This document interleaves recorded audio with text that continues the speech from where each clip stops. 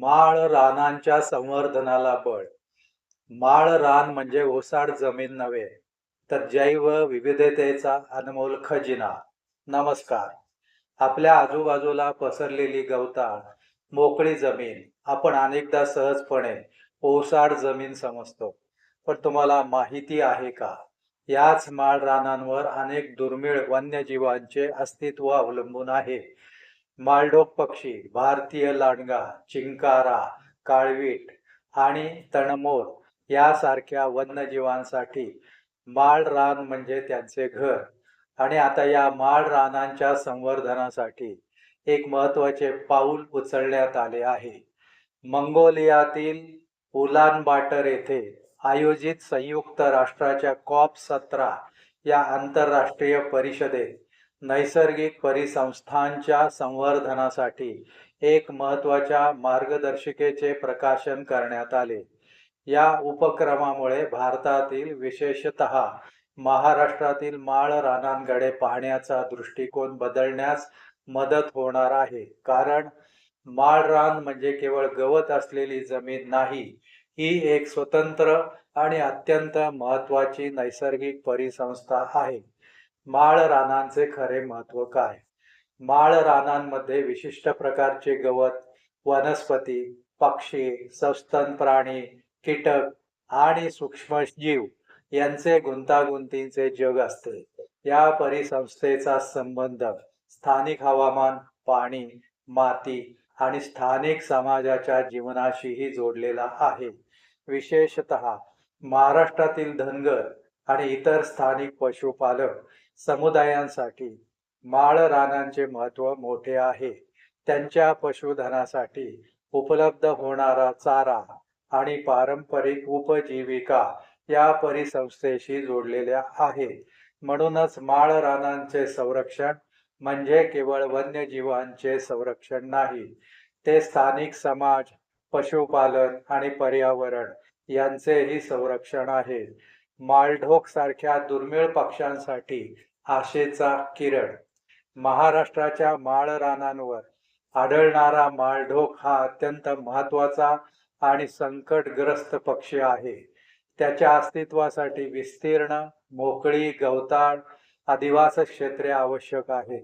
माळरान कमी झाले, त्यांचे तुकडे झाले किंवा त्या जमिनींचा वापर मोठ्या प्रमाणावर बदलला, तर अशा प्रजातींसमोर मोठे संकट निर्माण होते. म्हणून माळरान वाचवणे म्हणजे त्यांच्या अधिवासाचे रक्षण करणे. माळ रानात फक्त पक्षीच नाहीत. माळ रान हे अनेक वन्यजीवांचे घर आहे. इथे आढळतो भारतीय लांडगा, धावणारा सुंदर चिंकारा आणि काळ्या रंगाच्या शिंगांसाठी ओळखला जाणारा काळवीट. तसेच अनेक पक्षी, कीटक आणि विविध वनस्पती या परिसंस्थेचा भाग आहेत. या प्रत्येक जीवाची पर्यावरणातील भूमिका वेगळी आहे. एखादी प्रजाती नष्ट झाली की त्याचा परिणाम केवळ त्या एका प्रजातीपुरता मर्यादित राहत नाही. संपूर्ण परिसंस्थेचे संतुलन प्रभावित होऊ शकते. माळरान आणि हवामान बदल. माळरानांचे आणखी एक महत्त्वाचे वैशिष्ट्य म्हणजे कार्बन साठवून ठेवण्याची त्यांची क्षमता. माळरानातील वनस्पती आणि त्यांच्या मुळांमुळे जमिनीत मोठ्या प्रमाणात कार्बन साठवून राहू शकतो. त्यामुळे हवामान बदलाच्या समस्येला सामोरे जाण्यासाठीही या परिसंस्थांचे संरक्षण महत्त्वाचे ठरते. म्हणजेच माळरान वाचवणे म्हणजे जैवविविधता वाचवण्यासोबतच हवामानाच्या भविष्यासाठीही गुंतवणूक करणे. महाराष्ट्रातील माळ रानासमोरील आव्हाने. महाराष्ट्रात पुणे जिल्ह्यातील सासवड, पुरंदर आणि बारामती परिसरासह अहिल्यानगर, सोलापूर, सांगली तसेच मराठवाडा आणि विदर्भातील मोठ्या भागात माळ रान आढळतात. मात्र गेल्या काही दशकात अनेक माळ रानांकडे पडीत जमीन किंवा वापरात नसलेली जमीन म्हणून पाहिले गेले. विकास कामे, जमिनीच्या वापरातील बदल आणि इतर कारणांमुळे अशा परिसंस्थांवर दबाव वाढत गेला.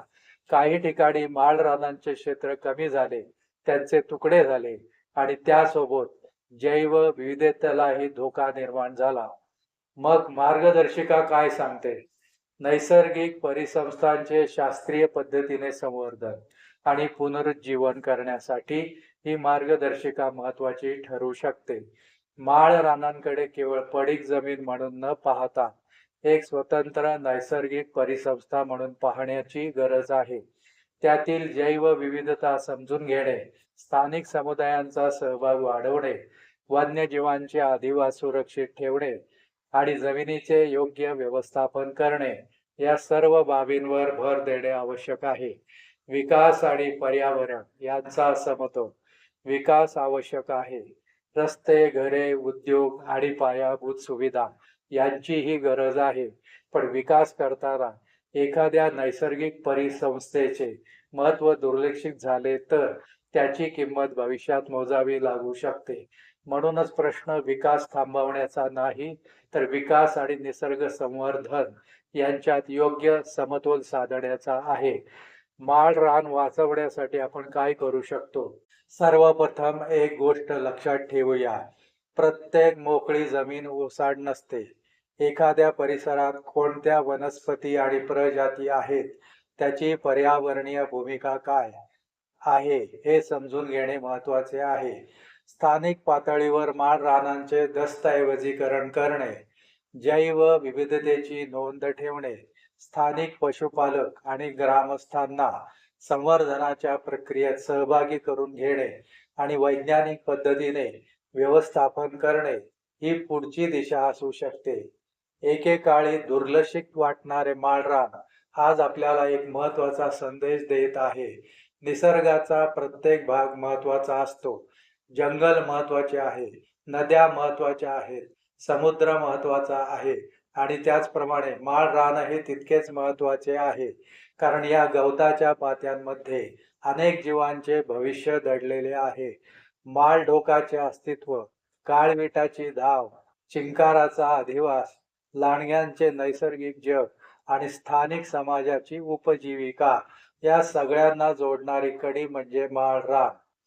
म्हणून पुढच्या वेळी एखादे विस्तीर्ण माळरान दिसले, तेव्हा त्याला फक्त पडीक जमीन म्हणून पाहू नका.